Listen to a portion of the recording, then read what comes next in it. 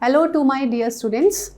In our today's session, we are going to take one of the important chapter under the unit cell structure and function, which is a part of cell biology. What is that chapter name? Cell, the unit of life. Here in this chapter, we will cover some of the topic, then other topic which will be left, we will take in the next part of this session, right? I repeat once again, we are talking about one of the chapter under very important unit, cell structure and function. And what is the name of that chapter? Cell, the unit of life. And it comes under cell biology. What is cell biology? This is a branch of biology, or you can say science, which deals in the structure, function and behavior of the cell. That you call it as cell biology. But as per the Neet exam, we have to focus as per your NCERT book, what important terms given. And in this brief session of this chapter, I will try my best to cover all the important things which will be going to be important for your Neet exam. Let's start with the topic now. See, if I am talking about the cell, you know that cell is a basic unit of life. It is a fundamental unit of life, means all living organisms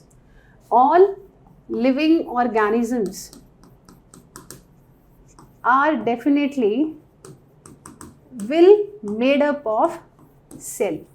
It can made up of single cell or it can made up of many cells, right? But it's a condition to declare an organism as living. Minimum it should create a unit as a cell.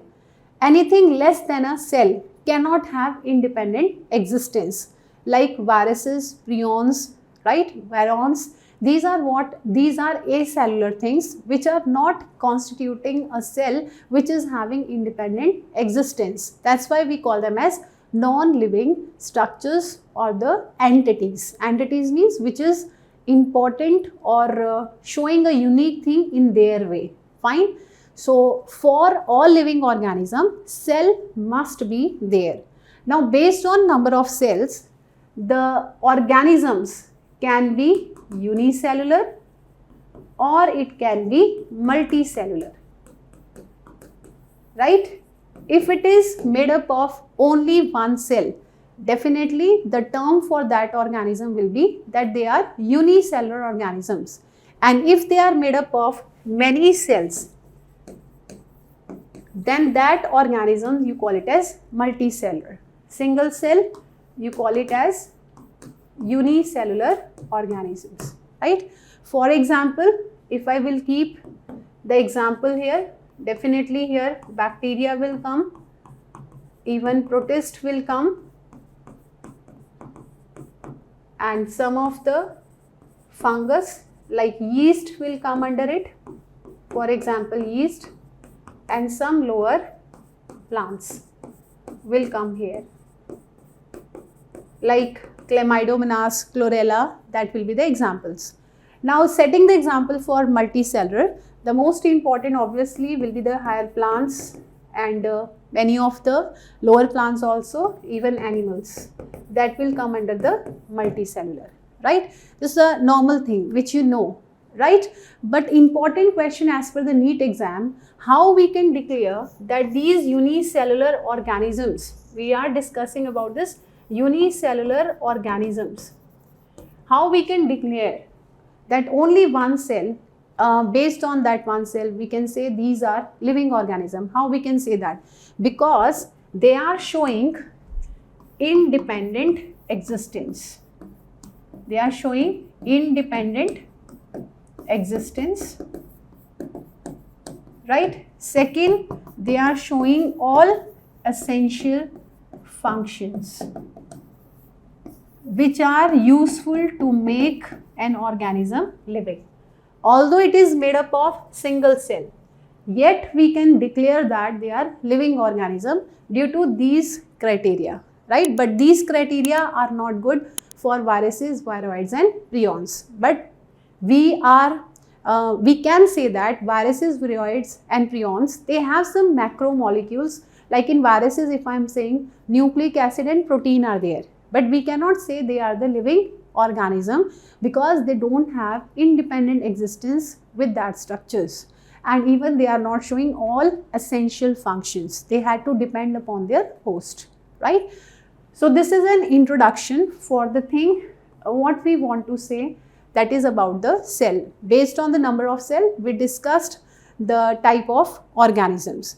Now next point which is important, if we will discuss a little bit history regarding the cell, who had discovered the cell first time, right? Who had discovered the cell?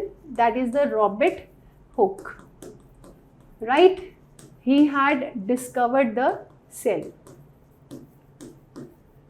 And which cell he had discovered? Dead cell, right? From the plant Quercus sabra, which is known as a oak tree. This is an angiosperm from its cock cell, right? From the cock cell. Cock cell are the dead cells, and he observed that thing first. So he discovered the cell first. And then is a Robert Brown. Do remember Robert Brown. Why I have written Robert Brown? Reason, student get confused with Robert Hooke and Robert Brown. Keep in your mind, Robert Brown discovered. He discovered the nucleus, right? And if I am taking now important scientist one more in between that, Anton von Leeuwenhoek. This scientist discovered the living cell, live cell, right? Actually their timeline is in this sequence. Timeline means his work is first in 1665, Anton von Leeuwenhoek in 1675. In Robert Brown, the year is 1831. Somewhere the years are not much important, but do remember for Robert Brown, 1831 is important, given in the last of the chapter under the nucleus. You will find this year, and this is important to say for the Robert Brown. Now, after this, a small concept they have given about the cell theory. I will give you some scientist name whose contribution is in cell theory. Then we will start discussing about the main topic here. But cell theory being important to your Neet exam, I cannot skip that from the introduction. Let's take about the cell theory. Regarding the cell theory, do remember two main scientists are involved over there. One is Matthias Schleiden, right? And his work was in 1838. This year is important, right? And this scientist was a German botanist. He worked on number of the plants and found that plants are made up of different cells, which the cells are forming the tissue. This contribution is by the Schleiden. Obviously, he was a botanist, he worked on the plants. And later, even do remember the contribution of one more scientist whose introduction let's say about, that is Theodor Schwann. This scientist work happened in the year 1831, almost in the same time, right? Near to that. Now, he was a British zoologist. He worked definitely on animal cell and found that outside the animal cell, there is a thin layer, and that we call it as today we call this as plasma membrane, right? This was observation was first done by whom? That is Theodor Schwann. So you should know a little introduction about these two scientists who actually formulated the cell theory. Both of them together formulated the cell theory, right? Formulated the cell theory, right? And do remember, Schwann not only worked on animal cell, he even worked on the plant cell and said that the unique feature of the plant cell is what thing? Unique feature of the plant cell? That is the presence of the cell wall. That is a unique feature, right? Because already work was done by this scientist, but this scientist was even curious to know that is that plant cell is even having outermost as thin layer or not. In that curiosity, he observed even the plant cell, but he found that that outside this plant cell there is a presence of cell wall, which is the outermost layer in the plant cell, and it is a unique feature to the plant cell. But now we have to discuss cell theory. What these two scientists collaborate and did, formulated the cell theory. And what is the statement of that cell theory? That bodies of plants and animals,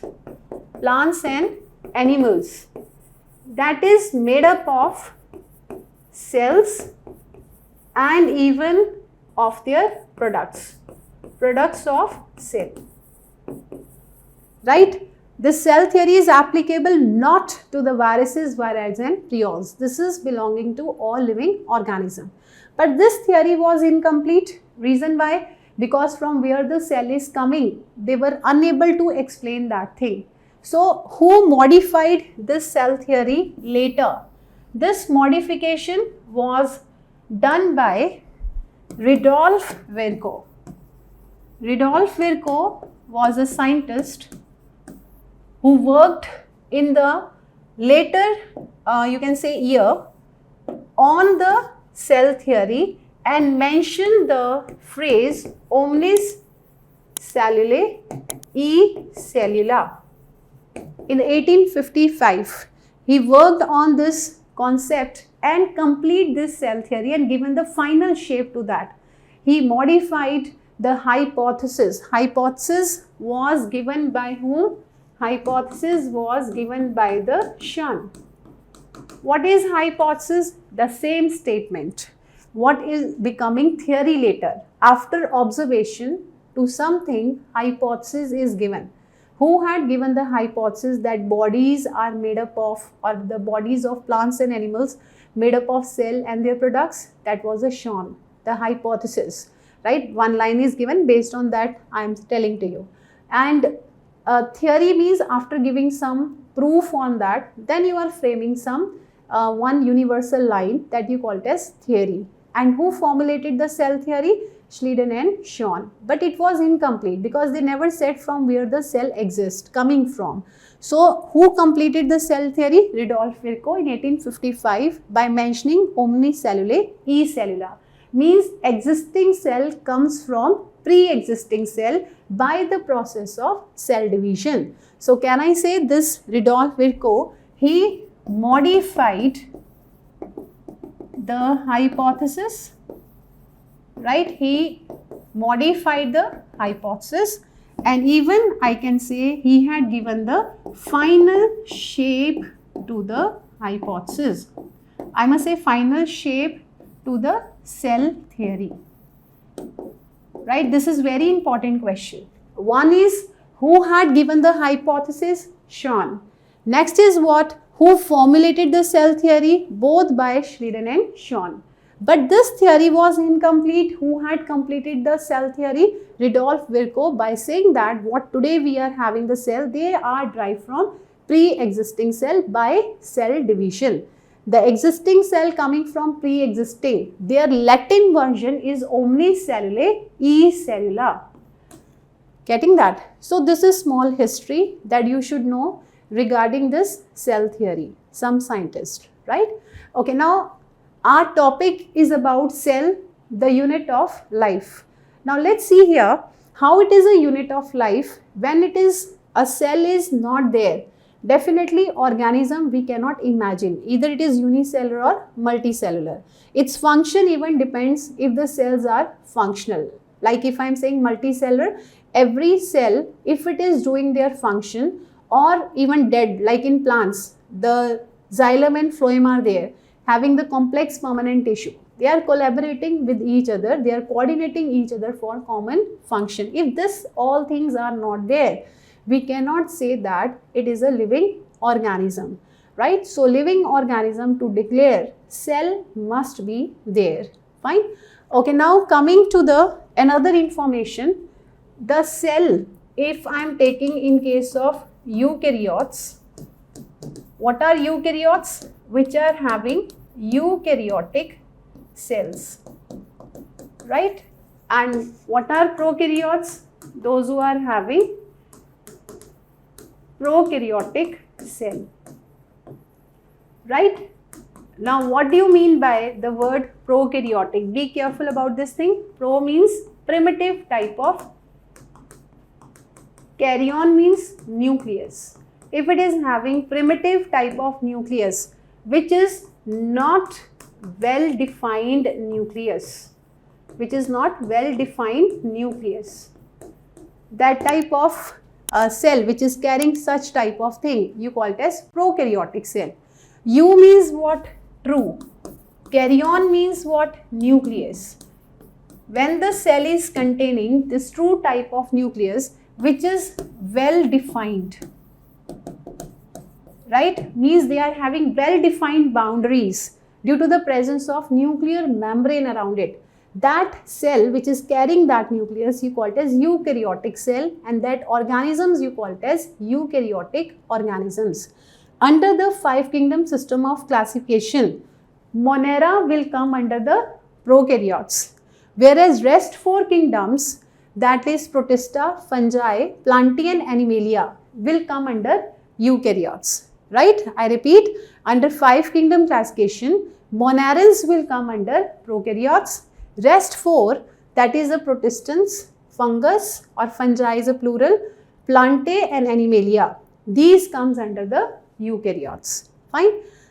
Okay, now let's see one diagram given in your NCERT book. As per that diagram, you will find variations, different shapes of the cell. Now I can say the cell varies in their shape, size, right, and even their function. Let's say first of all based on their different shapes of the cell, like red blood cell, RBC, which we even call it as erythrocyte. What is the shape written over there? Round and biconcave, right? Then for white blood cell, amoeboid, which are amoeba-like. Where oid word is there, that means like that, amoeba-like.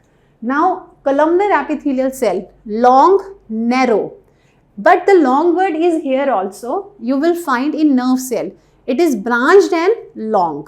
Long and narrow is what? Columnar epithelial cell. Elongated is which one? That will be the tracheid. Elongated.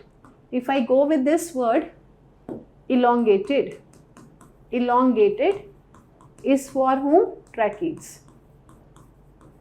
Right? It is not visible, that's why I have written here. Fine. Then is which cell? Mesophyll cell, which is round and oval. Right? So I cannot say only these are the shapes. Other shapes are even there. Maybe you had heard about bean-shaped guard cells or kidney-shaped guard cells in dicots, dumbbell-shaped guard cells in case of the grasses. So these are even the shape. If I say barrel-shaped endodermal cells in the roots, even that is a shape, right? So shapes can be varying. I cannot say all cells are of same shape. So this slide or this page in your NCERT book reflecting that, and this is very important. They can give you like match the column, the shape and the example, or even in the correct incorrect match like this they can ask you. Now let's talk about comparison of eukaryotic cell with the other cell based on their sizes, right?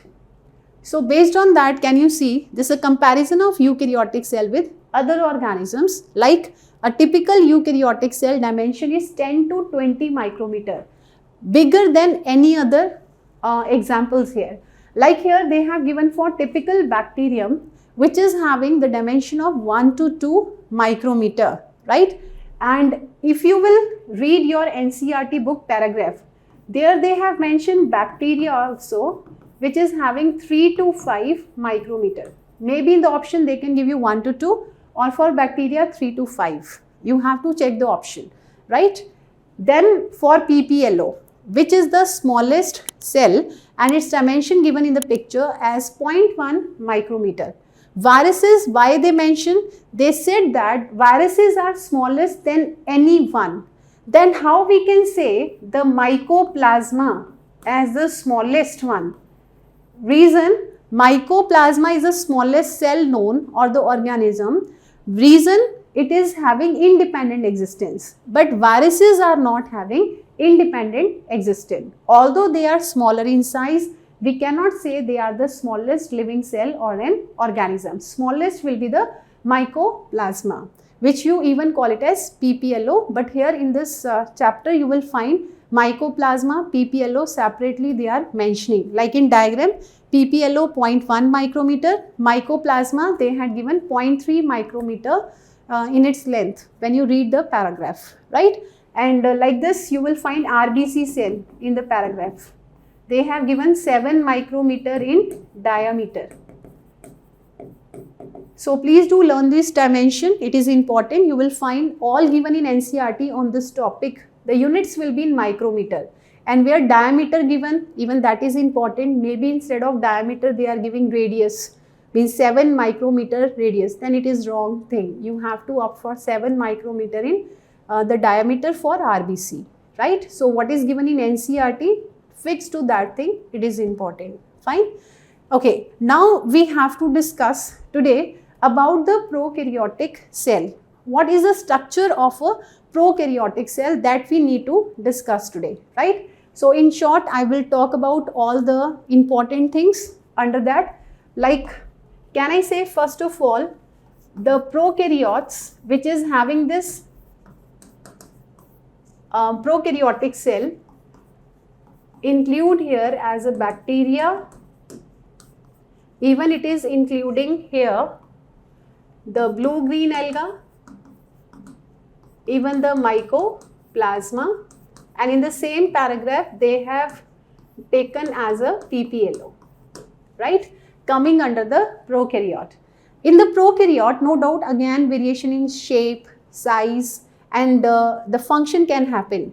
But when you will see in all these examples, the basic fundamental organization of cell is same.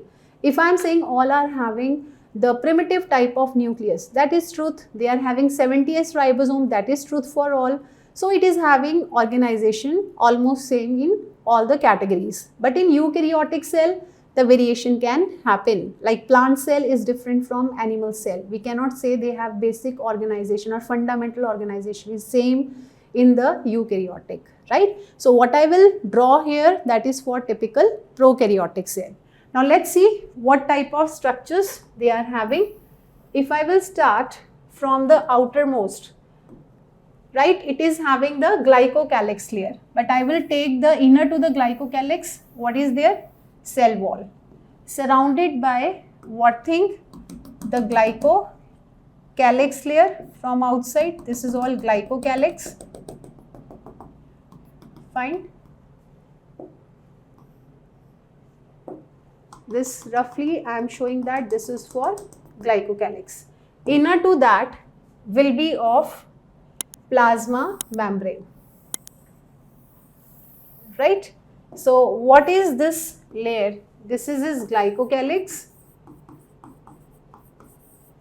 This is for cell wall and this is for cell membrane. These all together you call it as cell envelope, right? Cell envelope is chemically complex structure which help in the protection when you are taking 3 layers together. Otherwise, all 3 layers are different in composition as well as in function. And this cell envelope helps to differentiate between gram positive and gram negative bacteria. Fine. So this is the outer thing what is present in a prokaryotic cell, and together you call it as cell envelope. If I talk about its composition in bacteria, cell wall is made up of peptidoglycan and cell membrane is made up of lipoproteins, means lipid plus protein. And if I talk about its function, glycocalyx will be retaining the moisture appropriate in a cell, right? Whereas the cell wall will help to maintain the shape of the cell and to support it to get like mechanical support, like extra water enter, it will not burst. If it is less water, it will not become so much dry or it is not going to be much shrink. That thing will be supported by the the cell wall, and cell membrane is selectively permeable. I repeat once again, all three are different in chemical composition, all three are having different function, but collectively they are working for protection as a envelope. As an envelope, they are helping in protection. Fine. Now there are some outgrowths from the cell wall. This one you call it as flagella. Flagellum is singular of that. This is for what thing?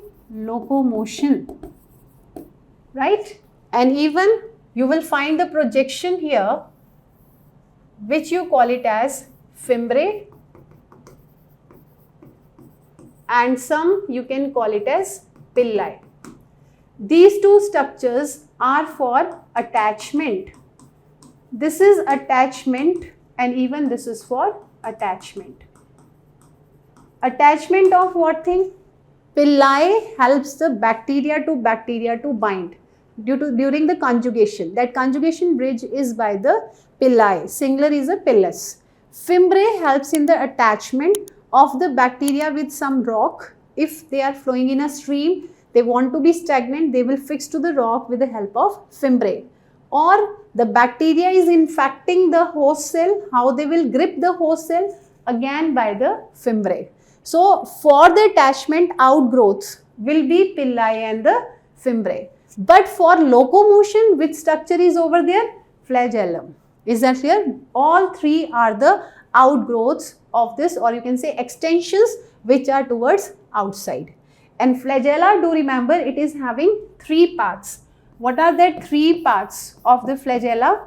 You will find it is having filament, what you can see here. This is filament. And embedded in this envelope, it is having hook and the basal body. These are the three parts of the flagella. Now inside the cell, obviously what is there? There will be cytoplasm,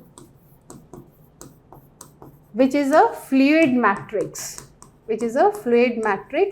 Surrounding that, what is there? Plasma membrane. Then is what? Cell wall. But do remember, the cell wall, let me to write this extra point on a separate page.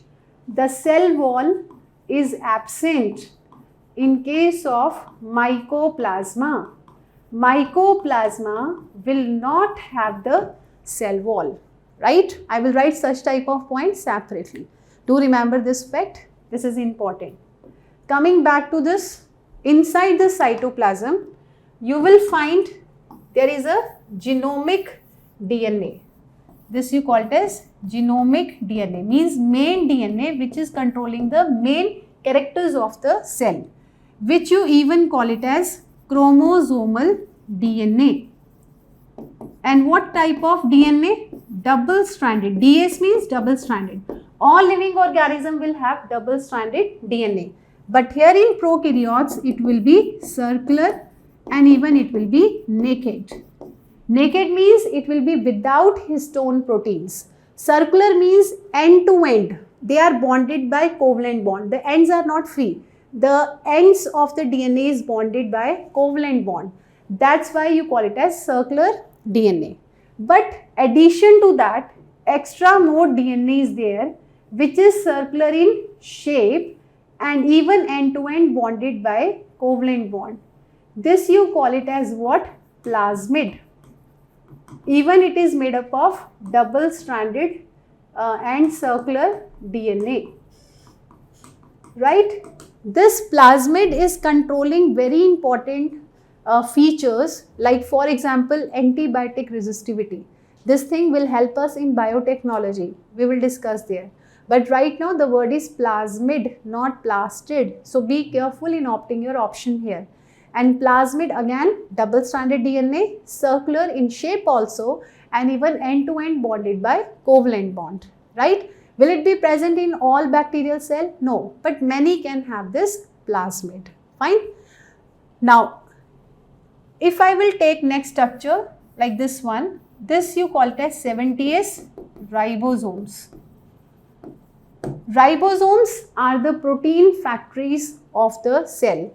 Here which type of ribosomes are there? 70S ribosomes, right?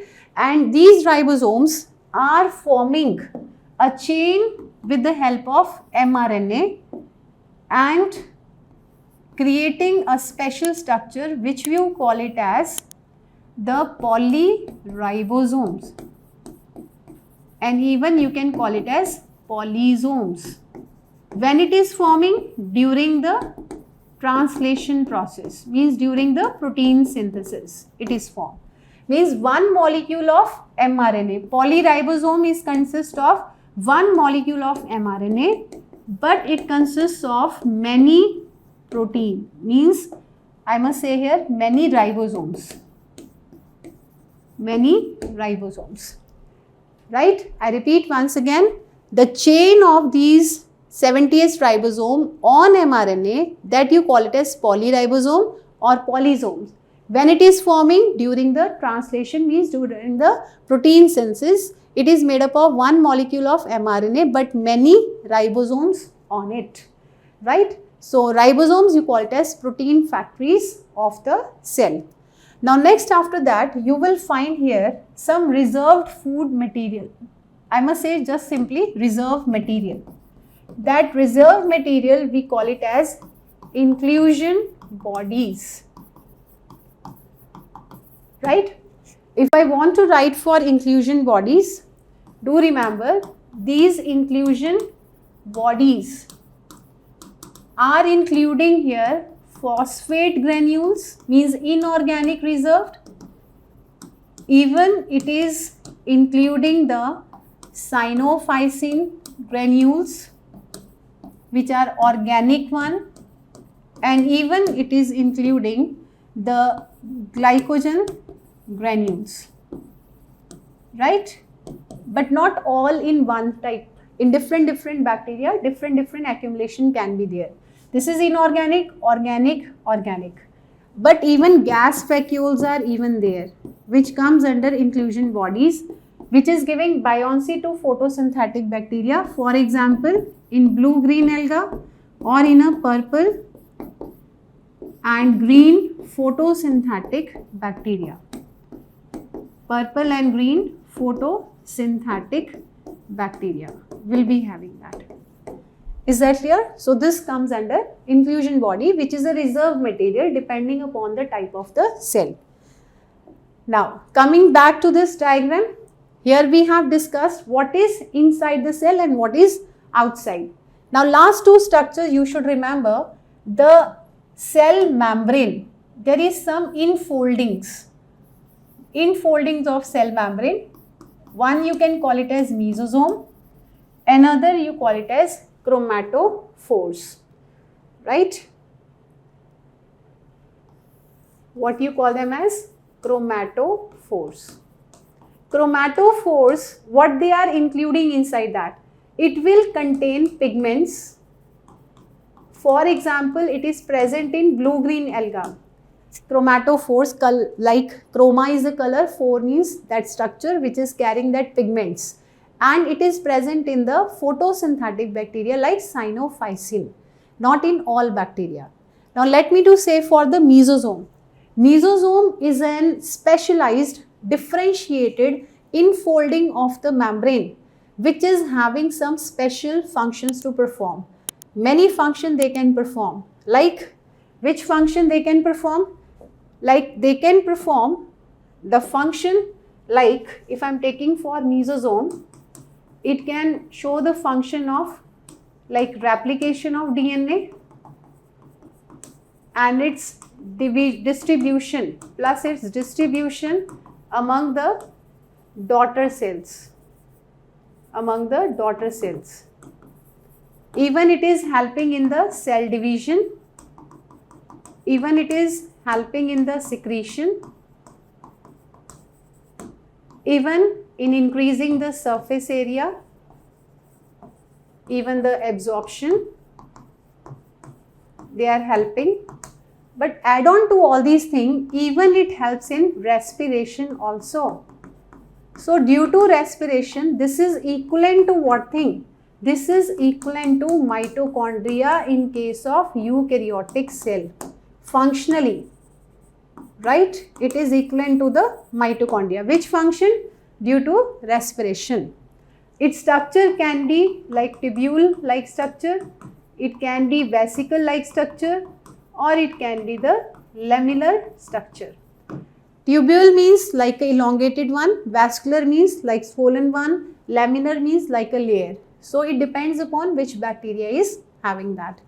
So these are the main points which you should remember for the structure of a prokaryotic cell.